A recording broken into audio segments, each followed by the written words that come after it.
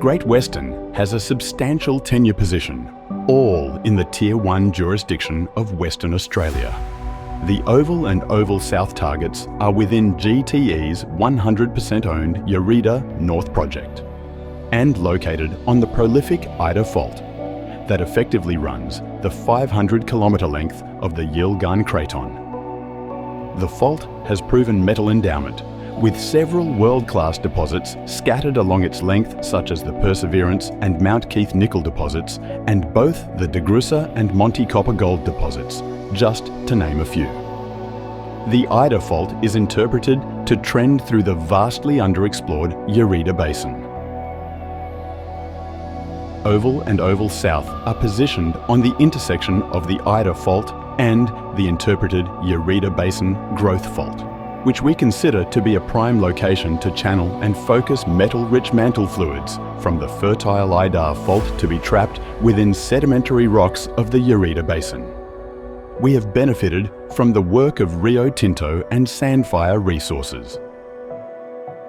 Rio Tinto identified the oval anomaly in the late 1990s by an airborne tempest electromagnetic survey, where the target was defined as a conductive high. A later gravity survey was completed, which defined a coincident gravity high at Oval and Oval South. Here, we have benefited from the work of Sandfire Resources that, in joint venture with us, undertook substantial work refining this target. The gravity highs are a perfect fit with the previously identified electromagnetic anomaly. Great Western interprets that the high chargeable zone identified by the electromagnetic data, combined with the high density material defined by the gravity survey, represents a potentially giant zone of buried copper-gold rich sulfide mineralization. Rio Tinto drilled the Tempest anomaly in the early 2000s, with a hole drilled to a depth of 232 metres. The Tempest geophysical survey technique that defined the electromagnetic anomaly in 1990s for drill testing defines near-surface conductors well, but had difficulty defining deeper conductors in resistive sedimentary rocks that are found at Oval and Oval South. Rio Tinto, quite rightly with the Tempest data they had at the time, terminated the drill hole at 232 metres after intersecting interbedded siltstones and shales, with the latter unit having the potential for providing false anomalies.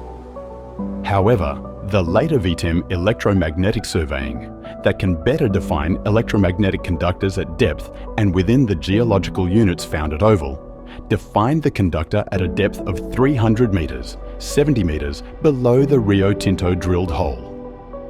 The VTEM survey also mapped the siltstone shale units that Rio Tinto geologists suspected could be providing a false anomaly well, but defined the source of the electromagnetic conductor below this unit.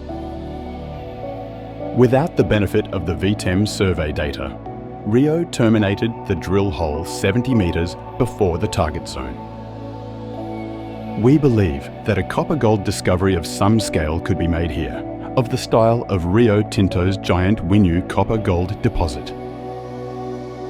Like Winu, a buried magnetic anomaly adjacent and part of a significant interpreted granitoid intrusion has been defined.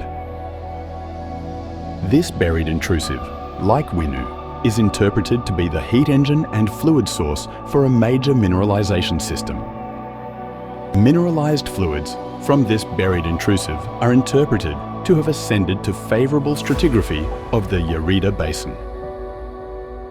These geological units, like Winu, include sandstone, siltstone and carbonate rocks that have the potential to have stripped copper and gold from the ascending metal-rich fluids, and possibly depositing large accumulations of gold and copper within these sedimentary packages.